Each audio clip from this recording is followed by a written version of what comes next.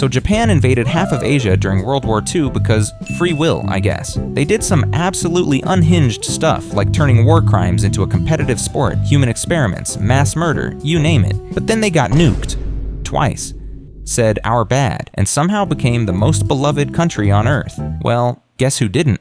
Like, we all know that one guy who's like, yeah, but you know, Hitler.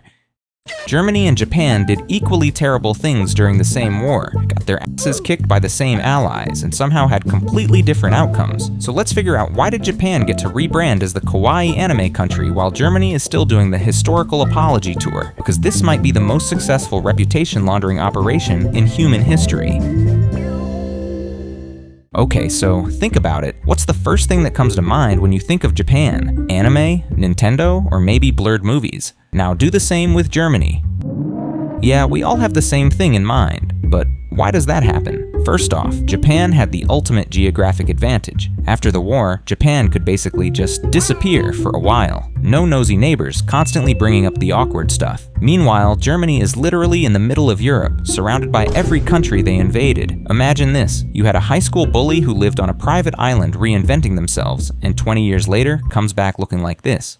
On the other hand, the bully is still reinventing themselves, but it's just that they're surrounded by all the people they bullied. No matter how much they change, you're still gonna remember what they used to be like. You see, Germany went full blast on the apologies. Museums, education, constant acknowledgement of their crimes. They basically turned remembering the Holocaust into a national obsession, which is morally right, but also means every conversation about Germany eventually leads back to Hitler. Meanwhile, Japan perfected the art of the non-apology apology. They went from "we will die for the emperor" to "we're sorry for any inconvenience caused during that unpleasant period," or my personal favorite, "we deeply regret that unfortunate events occurred."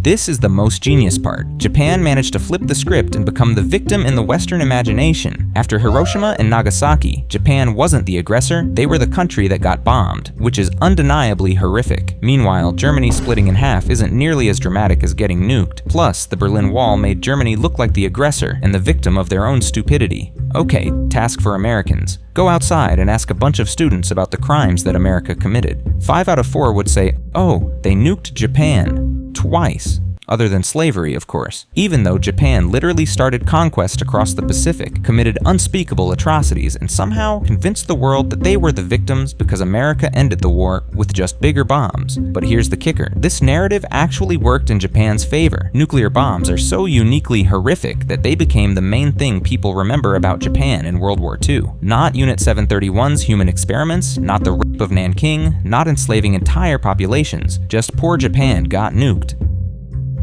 Hollywood basically did Japan the biggest solid ever. American movies needed obvious bad guys, so they kept using bazis with their convenient swastikas and dramatic uniforms. Meanwhile, they made samurai movies that made Japanese culture look honorable and cool. Think about it. We got Raiders of the Lost Ark with Basie face melting, Captain America fighting Red Skull, who's literally a Basie super soldier, X-Men with Magneto's tragic Basie backstory, The Boys making their main villain a literal Basie, and don't even get me started on Inglourious Bastards. Hell, even Star Wars basically made the Empire Space Basies with their uniforms and everything. When's the last time you saw Imperial Japanese soldiers as the main villains in a blockbuster? Letters from Iwo Jima? That movie made them look sympathetic. And when Hollywood did make movies about the Pacific War, they focused on American heroism and not Japanese villainy. Hacksaw Ridge shows you how brave Americans were against faceless Japanese enemies who barely get characterized. Japanese culture got associated with discipline, honor, and sick sword fights thanks to movies like The Last Samurai and every anime that made it to the West. German culture got stuck with jackboots and genocide references in literally every other superhero movie. Here's the thing nobody talks about. Japan's biggest victims were literally too busy surviving to write angry books about it. China was dealing with a civil war, and then going full communist. Korea got chopped in half and had their own brutal war. The Philippines was trying to figure out independence. Meanwhile, Vietnam and Indonesia were stuck in a war with their former invaders. It's honestly the most accidentally brilliant PR strategy in history. Commit your crimes against people who will be too busy surviving to tell on you. But guess who wasn't too busy? Holocaust survivors who ended up in in America and Britain, speaking English, becoming professors and Hollywood directors. We got guys like Steven Spielberg making Schindler's List, while Japan's victims were still rebuilding from scratch. By the time these countries were stable enough to tell their stories, everyone had already moved on to the Cold War. Japan basically won by default because their victims were too busy not dying to hold press conferences. Japan waited. They didn't try to become culturally relevant again until the people who actually fought them were either dead or too old to care. Hello Kitty showed up in 1974, Nintendo hit America in the 1980s, and anime exploded in the 90s. By the time Pokemon was taking over the world, most World War II veterans were gone, and their kids grew up thinking Japan was just the cool country that made video games and cartoons. A 15-year-old American kid playing Super Mario Bros. In 1985 wasn't thinking about Pearl Harbor. They were thinking about saving Princess Peach. Germany tried to come back immediately with their economic miracle in the 1950s, but all the people they pissed off were still alive and very much not over it. Picture this, you're a Holocaust survivor in 1955, and suddenly Germany is back making cars and talking about how great their economy is. You're gonna be like, excuse me, weren't you trying to exterminate my entire race like 10 years ago?